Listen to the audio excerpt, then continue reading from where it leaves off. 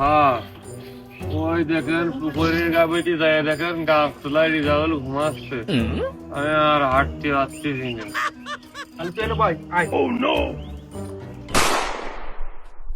মনের বাগানে ফুটিল ফুল রে রসিক ভ্রমর আইলো না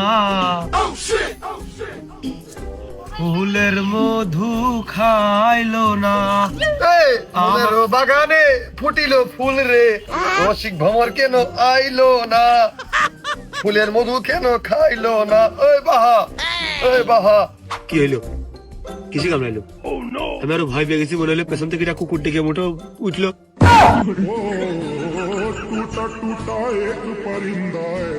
তাল মিলিয়ে দিলাম তাই বলে একেবারে বাসি মুখী লাতি ওই শোন ওই আমি খুব সমস্যার মধ্যে আছি খুব ঝামেলা খুব ডিস্টার্বের মধ্যে টাকা হলাদ চাইছিল জন্য টাকা হলাদ বাদে সব সমস্যায় আছি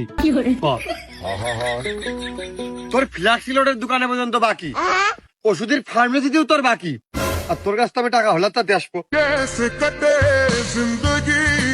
এবার একটু নিশ্চিত হলাম টাকা চাচ্ছিস না কি হয়েছে তা বলেন বিল গেটস ভাই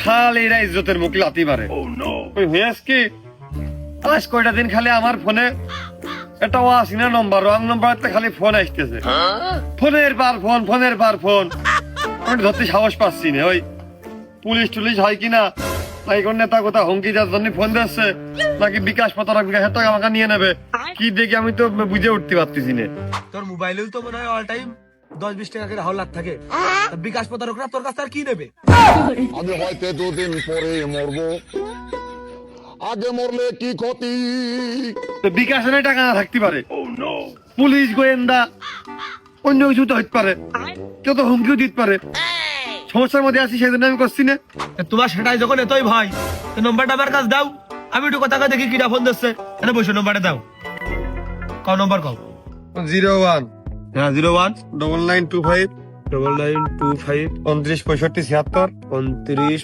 65 76 97 97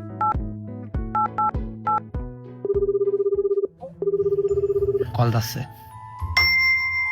হ্যালো আমি জমির স্পিকিং ওপর পাশ থেকে হোয়াট স্পিকিং হ্যাঁ না মানে হোয়াট স্পিকিং বলতে ওই ওপর পাশে মানে আপনি কে বলতেছেন ওইটা বুঝাইছি আমি হ্যাঁ রত্না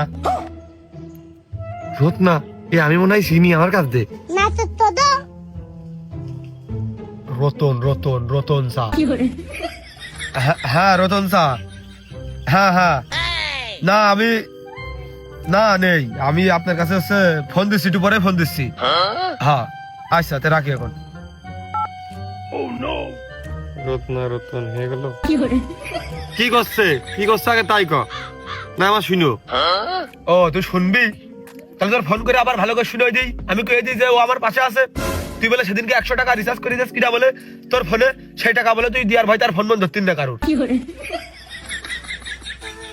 কই কবে 100 টাকা আমার ফোনে দিল আমার ফোনে এখন আজ 2 মাসের মধ্যে আমার ফোনে কোনো টাকাই নেই কারণ আমি ফোনই দিতে পারিনি কখন দিল কখন ফোন দিল মানে তোর ফোনে তো অল টাইম 150-200 টাকা হাওলাজি থাকে ওই গায়ে কখন দিয়েছে সব দিয়ে গেছে সব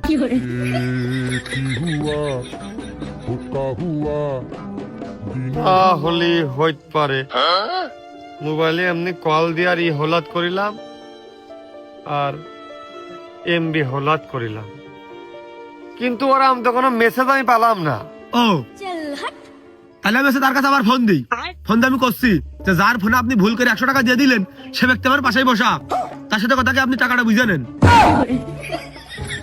না তাহলে থাক ওই টাকা তো আমার কোনো কাজেই লাগেনি টাকা যদি আসেও ও তো কোম্পানি কাইটে নিয়েছে আমার উপকার হলে না হলে আমি ফেরত দিতে পারি আচ্ছা বুঝলাম তার কি কাজে আইছিস ওই বিছানে বালিশি মাথা দিয়ে নানানটা ভাব দিছি নানান চিন্তা মাথায় সে আমরা দুইজন কি পরিমাণে ভালো আমরা যখন বুড়ো হয়ে যাবানে মুরব্বী আমাকে নাতি পুতিকের কাছে আমরা কি গল্প করবানে আমরা তো সেরকম কিছুই করতে পারিনি কি কমানে যে আমরা ছোট করে জোগাড় বয়সে এইটা করেছি ওইটা করেছি কোনো গল্পই তো থাকলো না তুই তো এ ভাব দিছিস আর আমি এখানে বসে বসে অলরেডি ভাব দিলাম যে আমরা দুই ধাঙ্গর কত বড় হয়ে গেছি কিন্তু দেখ বাজারে যে আমরা একটা সিঙ্গাড়া খাইতে পারি না একটা মিষ্টি খাইতে পারি না একটা চকলেট খাইতে পারি না তখন আমরা কি করবানে কি কবানে? ওই তোর জন্যই হয় না। আমার আব্বা আমার কাছে গল্প করে, আমার ওই ছোট ভাইয়ের কাছে গল্প করে যে আমি আর রুনজান দোস্ত ছিলাম, আমরা দুইজন এর কাছে ডাব, ওর মুরগি, এর কাছের বেল, এর কাছের পেয়ারা, কিছু থুইনি, সব সমান করে দিছি। আর তুকার ভাই তোরা কি করিস মোবাইলের মধ্যে পড়ে থাকিস? ওই তোর জন্য হয় না। তুই যদি আমার ওই সাহসটা দিস তাহলে আমরা এইসব করতে পারি, অতিথি সাইডে গল্প করতে পারি। এখন যদি এসব না করি, ওই সময় গল্প বানিয়েও কই, তো মিশে কথা হয়ে যায় না? এই তো লাইন আসিস, তাহলে তো হয়ে গেল। মনে কথা আমরা চুরিদারি করলাম, সমস্যা হলে আমার একটু হতে পারে, কিন্তু তোর তো কোনো সমস্যাই হবে না মনে হচ্ছে। কে? ওই দা, তুই তো এইটাকে বললি যে আমার আব্বারা চুরিদারি করে বেরিয়েছে তোর বাপের দোস্তকের সাথে। তা যাই হোক, এখন যদি মনে কথা লোকজন যদি জেনেও ফেল দেয়, তখন লোকজন কি করবে? যে চোরের ছেলে চোর হয়েছে, ভালো হয়েছে।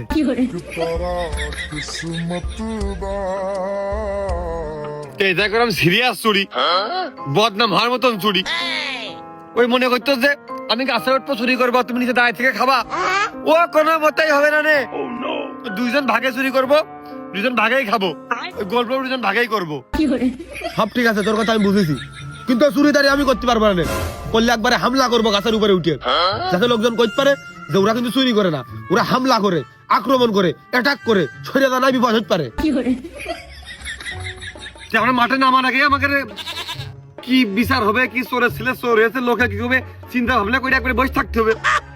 তো যা তুই যখন করছিস তাহলে ওই চুরি বদনাম না নিয়ে ভালো, হামলা করাই ভালো। অবশ্য আমি এটা একাই করতে চাইলাম, কিন্তু তুই আমার কইল যে দোস্ত, জিগরি দোস্ত, তোর বাদে কি হয় না কি একা একা, ওদেরকে খালি কুকুরেও কামড়াইতে পারে। ওই জন্যই ওই তোর কাছে আবার ভেদ ভেঙে করলাম সবকিছু।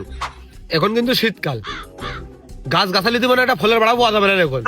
ওই চল আগে হচ্ছে একটা মুরগি টুরগি ধরে রাত্রে পিকনিক করাবে নাকি দেখি। আচ্ছা তুই কি দুলুক খুইনে কোনো হিসেব কিতাব তোর মধ্যে আজকাল কেন আছে? মুরগি ধরলি দুজনে পিকনিক হয়, আর পিকনিক করতে গেলে ঝাল লবণ তেল চাল ও কোন পাবো? মাঝে ঘরের মধ্যে তা চুরি করতে যাওয়া যায় না। ওই প্ল্যান ক্যান্সেল। পুড়িয়া খাবান চল। আমার তো সে কথা মনেই নেই যে তোর মানছি 100 টাকা ভুল করে দিয়ে দিলি, তোর ফোনে সেই টাকা হাওলাত দেওয়ার, হাওলা যে টাকা তোর দেওয়ার খোঁজ থাকে না, আবার তোর সাথে আমি পিকনিক করবো। এটা আমার ভাবতেও কিরাম হচ্ছে। চল ওই পুড়িয়া খাবানে। এত কষ্ট মেনে নেওয়া যায়